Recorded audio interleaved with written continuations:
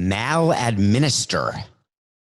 The nothing personal word of the day is maladminister, which means to administer or manage badly or inefficiently.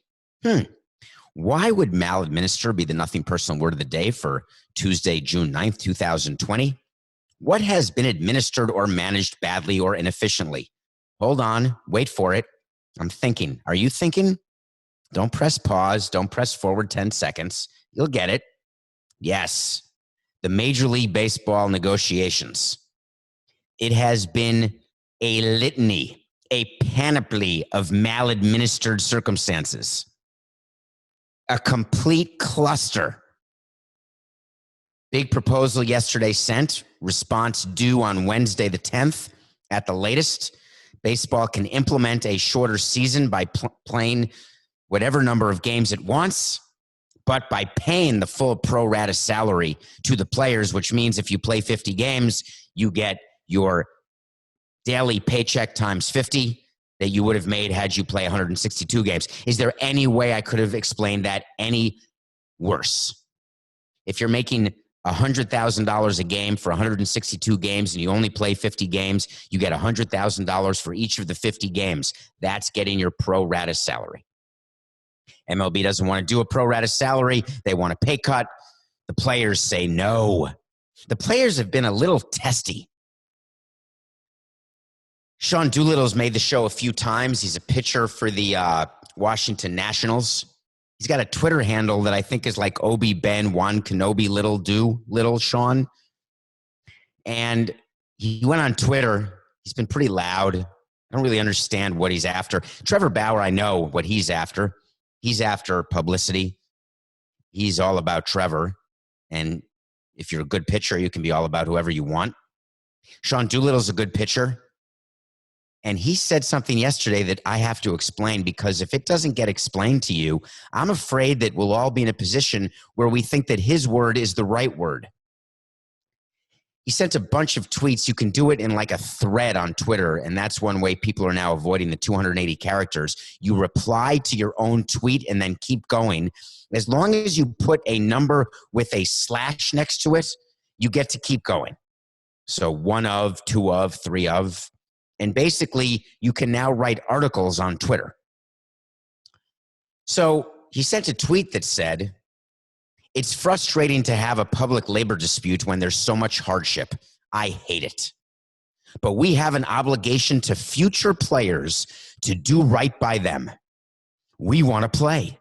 We also have to make sure that future players won't be paying for any concessions we make."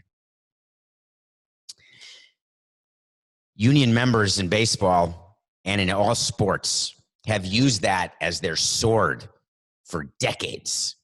We are protecting the rights of future generations of players.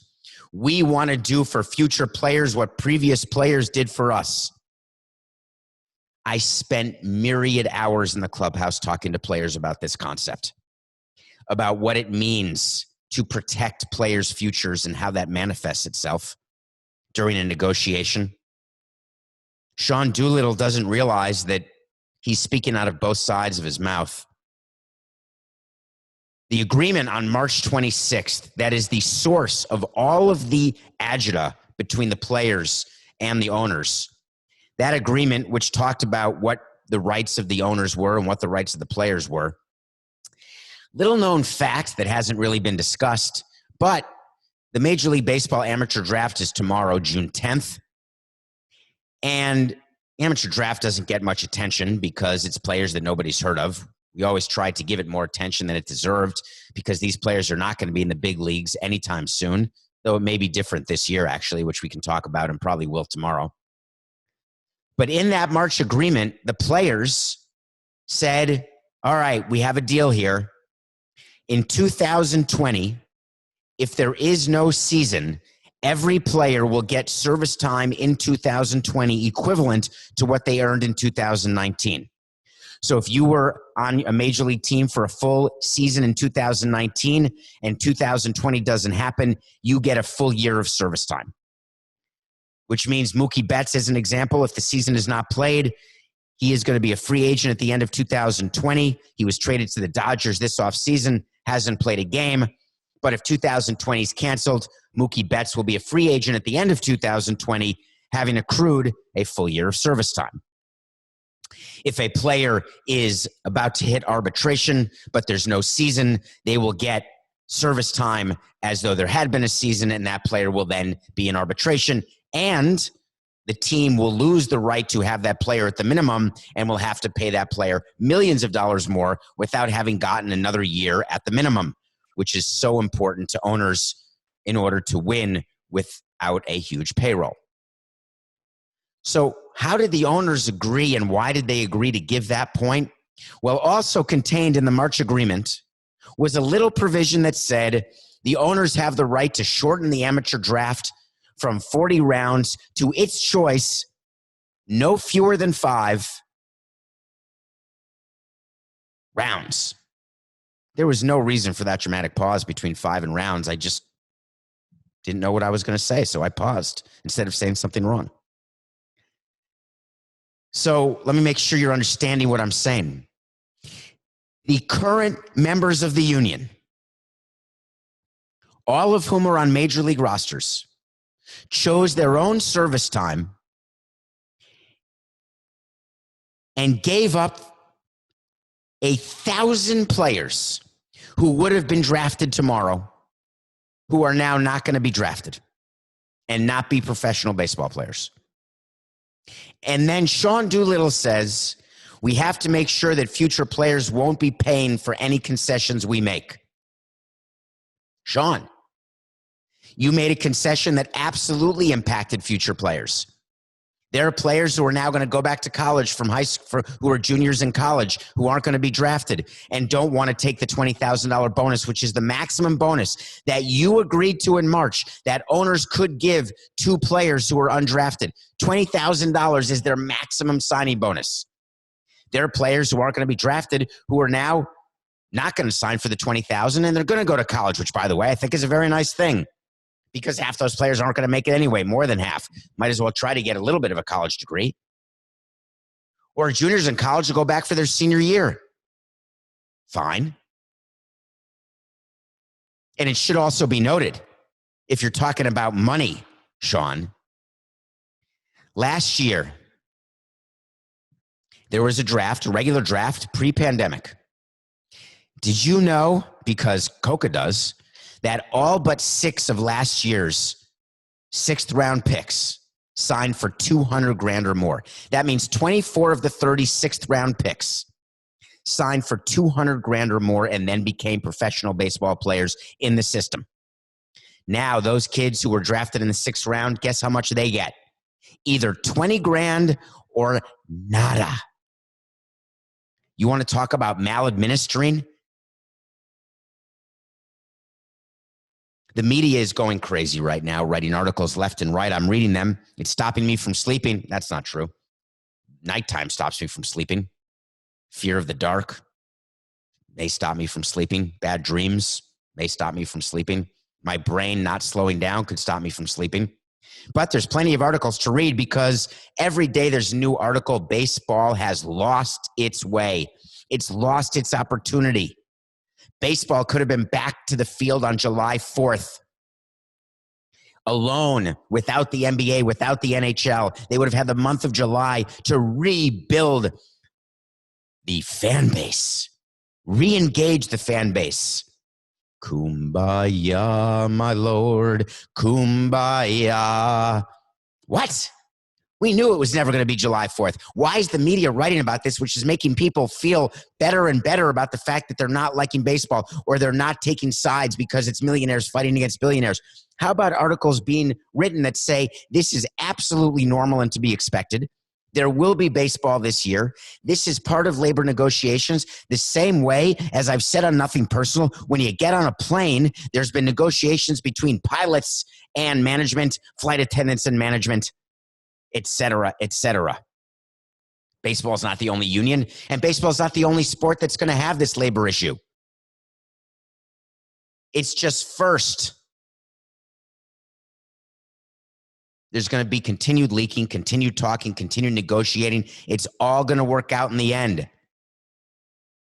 I think I tweeted this phrase. It's my favorite line if you've never seen it. If you're following me on Twitter at David P. Samson, thank you. You may have seen it.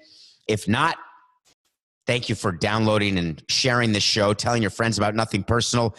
It is growing, and I'm humbled by it and appreciative of it. Hope you enjoyed, by the way, the mailbag episode. There's another one coming at the end of June. Get those reviews in. 5 stars, rate it on Apple Podcasts. Ask a question for an end-of-month mailbag. Thank you. But the expression is, it'll all work out in the end. And if it's not working out, it's just not the end. I've talked about that with players. I've talked about it with other executives during my time in baseball because there's always such rancor. There's always such sorrows and problems. But I promise there will be baseball and it will all be okay. Theo Epstein did something that I've not seen Theo do. Theo is a graduate of Yale. He actually was the commencement speaker when I was at a graduation. And he has had a Hall of Fame career. He's won World Series in Boston and in Chicago. He broke the curse in Boston, broke the curse in Chicago. He is extremely accomplished. And he has a responsibility. And his responsibility, like all GMs and all presidents and all managers and all players and all owners, when you work in a public business, your responsibility is to recognize that the words you say have meaning and that they're permanent. Given social media, given the state of social media, the reality is that every word you say is being watched, cataloged, and can come back to haunt you, or it can be used to actually effectuate change. Theo gave a wide-ranging interview yesterday. It was his first comments that I had seen since the murder of George Floyd. And he was doing what I would describe as a mea culpa about himself, about the way he's acted, the way he's been a GM and now president of baseball operations. And he said an interesting quote, and I want to talk about it.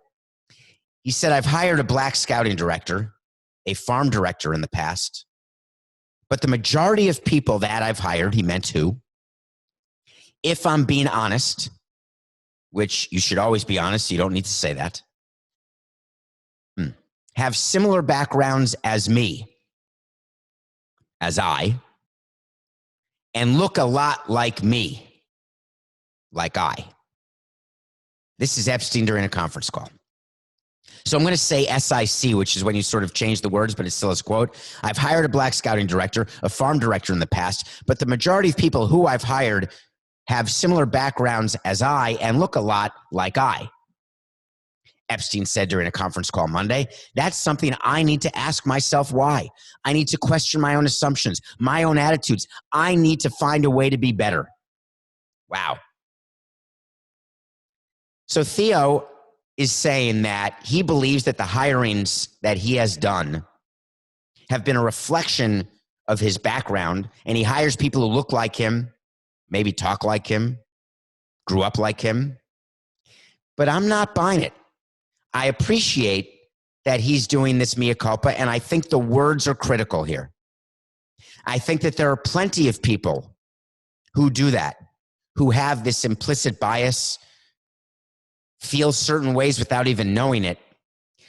But the thing with Theo and world champions in general, you really can't be the best if you're not willing to hire the best.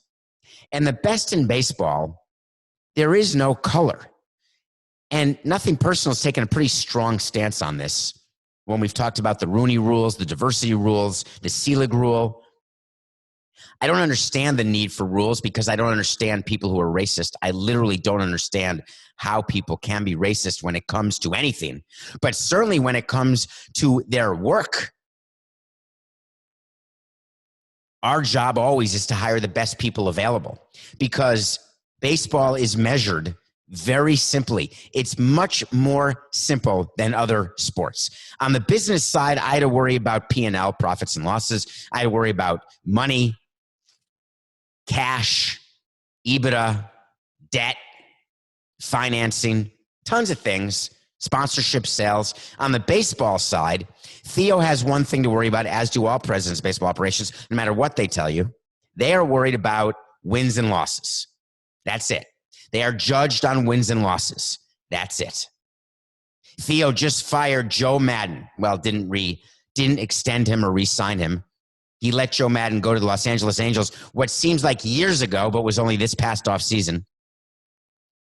And the reason Theo did that is he felt that Joe Madden was no longer the right person to lead the Cubs. They won in 2016. Joe Madden was perfect. After that, he was no longer perfect. His voice got stale and old in the clubhouse. That is a very good reason to let go of a manager. He then went through a sham hiring process, which he will acknowledge was a sham because he knew very well that he was hiring David Ross. From the beginning, he felt David Ross was going to be the voice that he wanted in the clubhouse, the opposite of Joe Madden. Strong voice, disciplinarian, what's the word, Coca? When you are, this is how it is. At 9-10, you do this. Structured. Thank you. Much more structured than Joe. Disciplined. He didn't hire David Ross because he looked more like Theo. Same background. He hired David Ross because he knew during the season he was hiring David Ross. The question is, did Theo believe, and my answer, I don't, and I know Theo, so I don't believe this is true, but this is the question we need to ask. Did he overlook at any point in his career someone who was black because they were black? Man or woman? Did he overlook a woman? Did he overlook a man? It didn't matter. Do you overlook anyone because of sex or color or background? If your answer is yes, you're going to end up being fired. You should be fired because you're doing that, but you're going to be fired because you're not putting wins and losses above everything else, and that is the one mantra. Just keep repeating it over and over again. Winning, winning, winning. We must win. God, I sound like Charlie Sheen, but that's it. We must win. Maybe Theo is trying to foment conversation here. Maybe that's why he said what he said. Maybe that's the reason for his quote, that he wants people to look in the mirror and be better. But I don't think he means be better at winning and losing because everyone tries as hard as he or she can. Maybe what he's saying is be better at breaking the tie. Maybe what he's saying is just be better at not looking at color in every part of the country, in every single industry. Maybe he's using his platform the way we're using it here at Nothing Personal in order to bring awareness to the possibility of this implicit bias. If this can cause conversation in your house or at your place of work, what Theo said, then he succeeded. I think Theo's point, and I haven't spoken to him about it, I think his point, as I interpret for you on Nothing Personal, what he said, what he meant to say, what he is saying, I think his point is that each of us has an opportunity to get better in every regard. And part of getting better is making sure that at all times you surround yourself with the best and smartest people who can help you do your job better, help you accomplish what you need to accomplish personally and professionally. And to the extent that there's anyone in this world who doesn't view that as the number one goal, that's a problem. So you want to talk to, this is a great one. So you want to talk to Samson is when you follow me on Twitter at David P. Samson, get into my DMs, ask a question. If it's about a trending topic, I'm more apt to choose it. Taking a drink of water now. If you're watching this on YouTube, we have our own YouTube channel. Please find it and subscribe. I think we're like 20, Coca, how many days away? We're like 20 days away from having our own URL, which will be Nothing Personal. And for now, URL, I don't know what that means, Coca. He's whispering URL in my ear, but it's not. Oh, hold on. Stop the show. It's not Earl. It's URL. Okay. He just said a bad word to me in my ear. Coca, that's not nice. I thought we're trying to be nicer to each other. Anyway, we're going to have our own URL in 20 days or so. But if you go on YouTube now, you can subscribe. Thank you for watching. But I'm taking a drink of water because I'm thirsty. Thank you. By the way, drinking water with a beard has become impossible. It drips down my mustache onto the beard. Coca can relate to this. And then my chin is wet, and I don't have my, not for show, but definitely not for blow, handkerchief with me. So you have to forgive me. I'm now completely wet from drinking that water. In any case, so you want to talk to Samson. If it's trending, if it's cool, if it's a good question, I'll try to get to it on the show. Try to answer some stuff directly on Twitter at David P. Samson. This was a good one. What was your view of Angel Hernandez, the umpire, during your career? Wonder why you're asking that. Are you possibly asking that question because just yesterday word broke about Angel Hernandez and what he did when he eavesdropped on a conversation between Joe Torre and another umpire named Ed Hecox? Are you asking that question because I've said on the show that Angel Hernandez is simply one of the top 5 worst umpires I've ever come across in 18 years? Hard stop. Angel Hernandez lives in South Florida. And Angel, this is not personal. When I speak to you, you are a fine, nice man. It's very nice to know you. I know you try hard. You're not a good umpire. It's like saying, I'm a nice guy. I'm not a good golfer. It's okay. I can't make a living playing golf. It is shocking. And without the umpires union, you know you would not be able to make a living being an umpire. As a matter of fact, when there would be polls and there would be conversations between presidents, GMs, players, it's unanimous. It's not like there were people, and this isn't about race. That's the irony going back to Theo and part of our entire thesis on Nothing Personal. This has nothing to do with race. Yet Angel Hernandez in 2017 sued Major League Baseball for racial discrimination, saying that race was the reason he was not being assigned World Series games. It's laughable. We would laugh about it in the commissioner's office. Literally laugh about it. We would laugh about it in the clubhouse. I talked to players about this lawsuit. It's funny. You think it's discrimination? Do you know that umpires who get playoff assignments and World Series assignments, do you know it's based on a grading system and merits? And do you know that there are executives and managers and players, all of whom look at the job that you do as umpires? Do you know that deep in a place that no one wants to talk about, that your fellow umpires rate you as the worst umpire? Would? By the way, I can't believe it's URL. I've never heard that word before. What does that stand for, Coca? URL is Earl. I don't know what it stands for, and I bet you Coca doesn't either because we've hit that part of the show where he stops talking to me.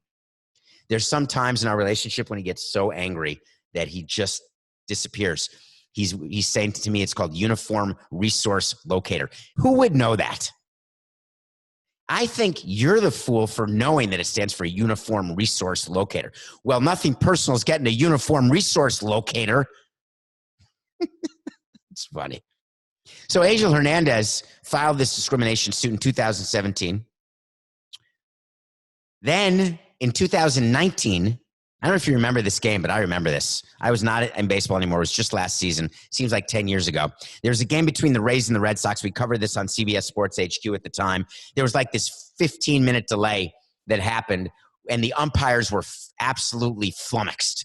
They didn't know what to do. There was a rule change, can't remember what, a rule interpretation, I don't remember which one, and they just didn't know how to apply a rule or which rule, and it just was horrible. Delay of game. The Red Sox end up saying they're going to protest during the game. They dropped the protest, yada, yada.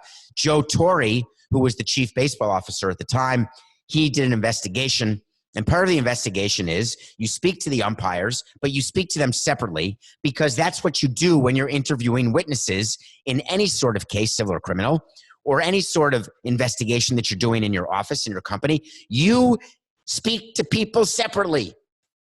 So Joe Torre spoke to Angel Hernandez. They had a full conversation about what Angel did or didn't know during that fateful day in 2019. And then for whatever reason, instead of hanging up and redialing. So this is a funny little nugget. When you're on a conference call and on your cell phone, it shows X plus Y. So it's a 3-way call. And then one person leaves and it goes down to just one name and you think, all right, we're good now. Well, in my view, drop the call back. Because then you know for sure. that there's no chicanery going on.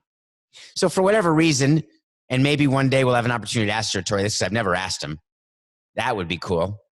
Is that he had a conversation with Ed Hickox, and it turns out that Angel Hernandez never hung up and was eavesdropping the whole time. He stayed on the line to hear what Ed was saying about that day so they could match their stories, or they could know what each other was saying, I guess. Joe Torre sent him a letter finding out like a month later that this happened. He then actually stripped him of his crew chief duties. Angel was a crew chief, God knows how. Maybe it was temporary crew chief duties. In any case, it became a big deal. And the reason why it's a big deal is that when you've got an employee who is protected by a union, it's sort of like someone who's protected by tenure at a university. What tenure does and what a union does, it makes it almost impossible to terminate that employee.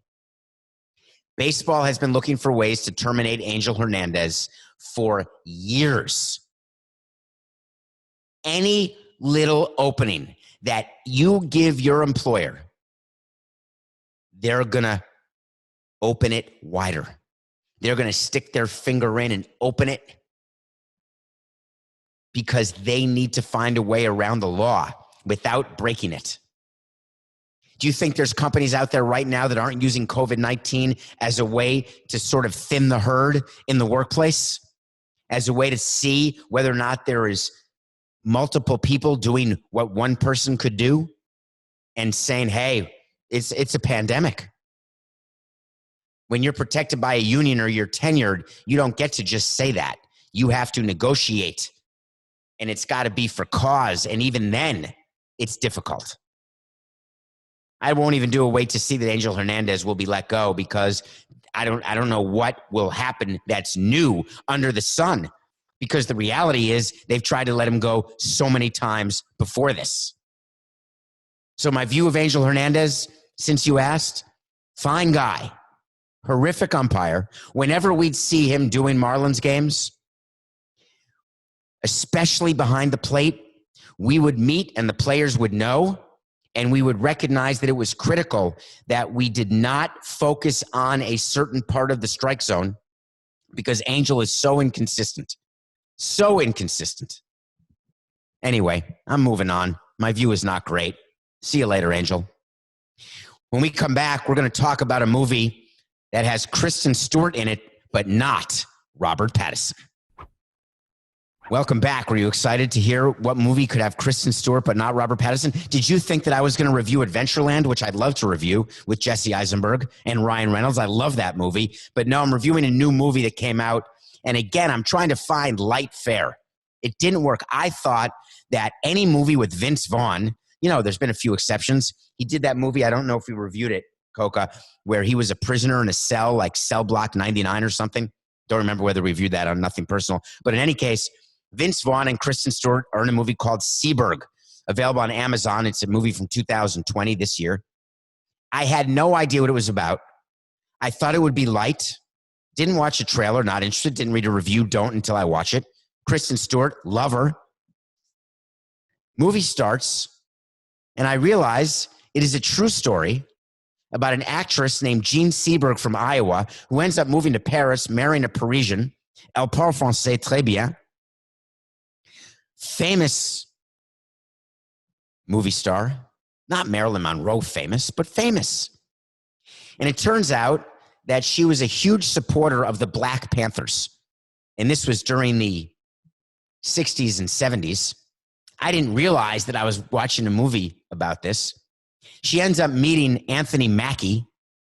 You know Anthony Mackie. Anthony Mackie, by the way, came to a Marlins game. One of the great benefits of being the president of a team is that anytime any celebrity wants to go to a game, you can choose to meet that celebrity or not, invite that celebrity to your suite, or just let that celebrity throw out the first pitch and then never see that celebrity at all.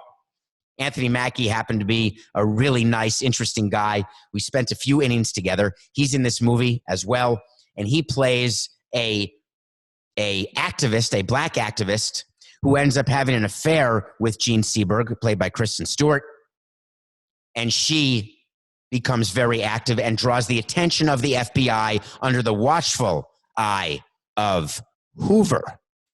Vince Vaughn plays a racist FBI agent. And the movie then goes into how the FBI basically ruined Gene Seberg's life. I just want to say, I wasn't ready. I was looking for maybe like a Wedding Crashers. Vince Vaughn is disgusting in this movie. He's a good actor, but the character he plays is just a character that anyone in the FBI would not be proud to see.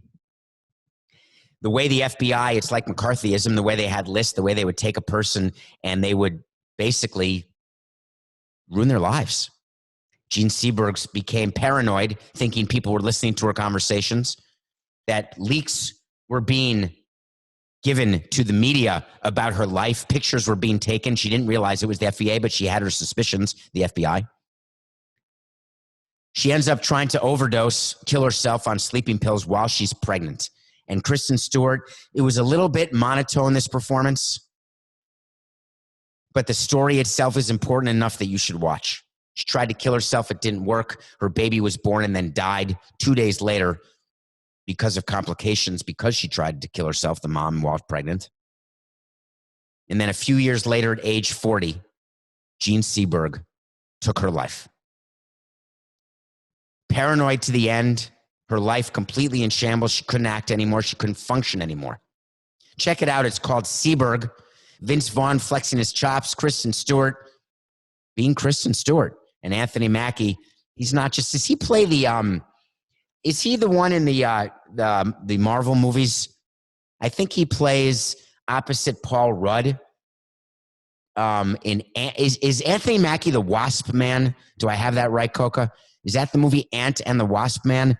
I think I must be wrong, but I have some sort of recollection that that's what it is. It's not that. So Anthony Mackie is not in any of the Marvel movies or Universal, whatever. He's not a superhero? Coca, just tell me. He is. He is in Marvel. Who does he play? Tell the audience. He doesn't know. When Coca gets quiet, he plays Falcon. So it's the Ant-Man and the Falcon movie, I guess. No, I'm just kidding. Check out the movie. Captain America. All right, Coca. It's Captain America. Shaquille O'Neal. Why is Shaquille O'Neal in the news? He's in the news because he had a meeting with the Saints, and this meeting made me insane, and now I'm going to tell you about it, and I think it's going to do the same to you. Shaquille O'Neal met the entire Saints team in a team meeting, joined it, and said to them, gentlemen, I know what you're going through with what Drew Brees said, with what's going on in the world right now, but listen to me, please, because I'm Shaq. Stay united and strong. Don't be divided by Drew Brees' comments. Believe me, I know what this is like when the media tries to divide you. I was teammates with Kobe Bryant, and we could have won 5 championships, but the media divided us. And that was the end. Our partnership was broken. Don't let it happen to you. Shaq, are you listening? Are you watching Nothing Personal? Are you saying that the media broke up you and Kobe? Okay, let's start with that. When you're on a team with someone, you're with them without the media all the time. You're traveling, you're practicing, you're on planes, you are away from the media all the time. If the media is reporting that Kobe said X or Y, or the media is reporting that you, Shaq, said X or Y, and you have a problem because you didn't think that that was nice or right, or you didn't say X or Y, or you're upset that Kobe said X or Y, you can go right up to Kobe and say, hey, is that true? Let's talk about this. We can get through this. Are you sure that you and Kobe didn't get along because of ego? And are you comparing in any way the media's involvement in your breakup with Kobe versus what the media did in the Drew Brees situation? Are you aware, Shaquille O'Neal, that the media is the reason why the Saints can be unified? Social media played such a strong role. Let's review what happened. Drew Brees gives an interview. It's caught and it's released on social media. Drew Brees says that he will never not kneel for the anthem because he always will respect the military. Drew Brees takes to social media, apologizes. Drew Brees takes to social media, apologizes again. Drew Brees' wife takes to social media, apologizes again. Michael Thomas and other members of the Saints take to social media. They make a video, they release it. The video talks about the NFL, calls out the NFL in general. There is now an understanding of what kneeling was symbolizing. Drew Brees takes Donald Trump to task in social media. The media got this conversation to the boiling point where it had to happen. And it did happen. And the Saints, under the leadership of Sean Payton, ostensibly have now said they are together. Will it be the case when they're on the field? In basketball, you don't like your teammate, and this happens. You don't pass the ball to your teammate. Do you think Drew Brees is not going to pass the ball? Is Michael Thomas a wide receiver, Coco, by the way? Is Drew Brees not going to pass the ball to Michael Thomas? It's not going to happen. The egos, this is not about ego, Shaq. You and Kobe, that was all ego. There's not one iota of ego involved in what's going on in the Saints clubhouse and the Saints locker room. And for you to say, come on, guys, you can do it. Don't be like the Lakers. I don't think that furthers this debate or furthers this conversation or furthers any part of the healing. But I'm thankful that the conversation's happening. I'm thankful that the Saints can get into a room, even if it's a Zoom room, and talk. That's all I ever wanted in the clubhouse is players to communicate. Because things fester in a clubhouse. And like in any relationship, when things fester and you don't deal with it, it grows and it grows and it grows. And all of a sudden it's unmanageable. That's what happened with Shaq and Kobe, became unmanageable. This was a circumstance in New Orleans where if Sean Payton didn't take charge, this would have festered until the start of the season. They would have gotten to training camp. It would have been so awkward and uncomfortable. They would have had to deal with it then, except that festering growth would have basically overtaken their body. But the Saints did it right.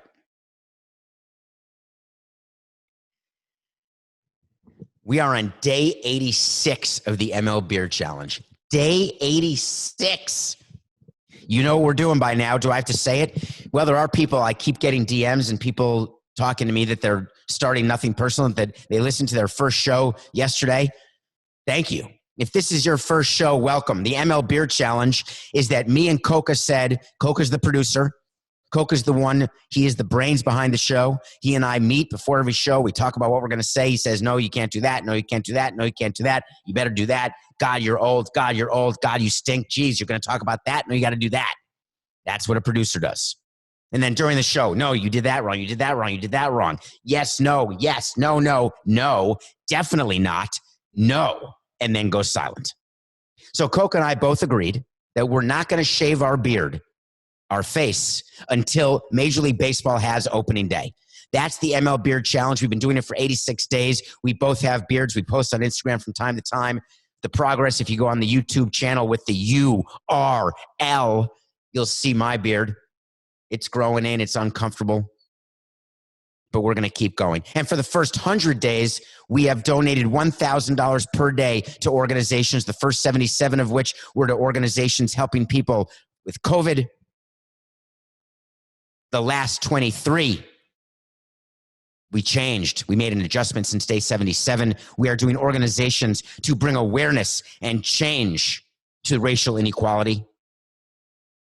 The organization today is called KnowYourRightsCamp.com. Yes, that's all one word.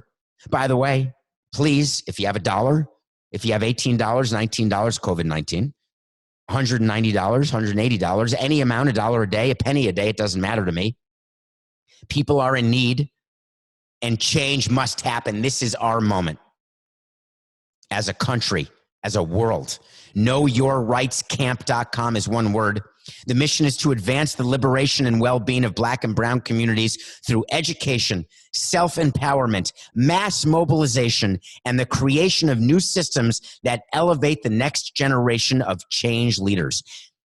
Guess who founded KnowYourRightsCamp.com? Go on the website and find out. KnowYourRightsCamp.com. Thank you. Well, another day, another rumor about a Mets owner. We know that Fred and Jeff Wilpon, Fred's owned the team forever. His son, Jeff, is a co-owner and also the chief operating officer of the team. They had a partner. I was going to call him Abner Doubleday. That's funny. His partner's name was Nelson Doubleday. And when I was in the game, he bought out Nelson Doubleday. Nice job, Fred. They have another partner named Saul Katz, who's listed as the president of the team, but Jeff Wilpon, for all intents and purposes, is the president. And there are rumors that the Mets are trying to sell their team. Not a rumor. They had a deal with Steve Cohen at $2.5 billion. Didn't go through. They had an argument. Then the pandemic hit. Then franchise valuations fell. Then A-Rod and J-Lo said, we're in. We want it. Well, a new rumor came out yesterday, and it is perfect. Anybody out there a Sixers fan? Well, you had an ownership change in 2011 when you were despondent that you were corporate owned by Comcast. Well, there was an ownership change in 2011 and Josh Harris and David Blitzer bought your team. What about the New Jersey Devils? Yep, they bought that team too. Now, they're getting together after buying 18% of an EPL team called Crystal Palace. They're saying, let's add to the portfolio because they are portfolio managers. Don't kid yourself. That's what they do for a living. Let's buy the Mets. Well, David Blitzer is someone I have experience with. I tried to get David Blitzer to buy the Marlins. He was one of the calls as we tried to get him into a group, get him to form his own group. Told him that we were going to be over $1 billion. I'd known David Blitzer for a while, and he knew very well the team wasn't worth over $1 billion. That didn't stop me from trying to get over $1 billion, and he knew that. He respected that process. But he was not interested in the Marlins when I told him that we were not doing this as a value proposition. Whoever buys this team will not be getting a deal. Trust me, there's too much competition. And David did not want to be a part as a general partner and as a big investor because he is a value shopper, as well he should be. That's how rich people get rich and rich people get richer. I don't blame him. I'm not upset with him. I admire him. Extremely smart man. There is no smart man who will buy the Mets for $2.6 billion. It does not exist, period. The reality is that the Mets, if they are sold, will be sold to someone who wants an ego buy, period, and is willing to pay a premium. I don't think Fred Wilpon will do a discounted sale, and David Blitzer and Josh Harris will not, under any scenario, buy the team at a premium. And the whole point of the Mets sale is whether or not the network is going to be involved, SNY, because Blitzer and Harris want to see if they can combine the Sixers, the Devils, and the Mets, do a super network. Wonder to empower is activate, form of a basketball team, shape of a baseball and hockey team. Boom, there's a pail, there's water. And a big network. Yeah, that's a play that's doable, but the Mets own SNY. Wilpons own SNY, and they want to keep it because that's what makes them their money that they lose on the operation of the Mets. Blitzer will take one look at the books and see that the Mets are just a horrid operation from a profitability standpoint as a baseball team. No way. My wait to see is simple, and wait to sees are when there's accountability. Those of you new to the show are old. Love the wait to sees. I actually had a wait to see where I said there's no chance that there will ever be a fight island in the UFC. Turns out Dana White today has said fight island is a go. I'm not willing to say the wait to see is off. I'm not willing to say I lost that wait to see. That wait to see is over, Coca, when we see tape from an island, private island. And I don't mean Manhattan or Thailand or Abu Dhabi. That is a winner. Remember the rumor Fight Island was a go in Abu Dhabi because in theory that's an island? Forget about it. He said a private island that he was going to buy like Branson's Island or like Jeffrey Epstein's Island. I'm going to win that wait to see. My wait to see today is that Josh Harrison, David Blitzer will not buy the Mets, because at the end of the day, it is very simple for those men. It is always, always just business. It's nothing personal.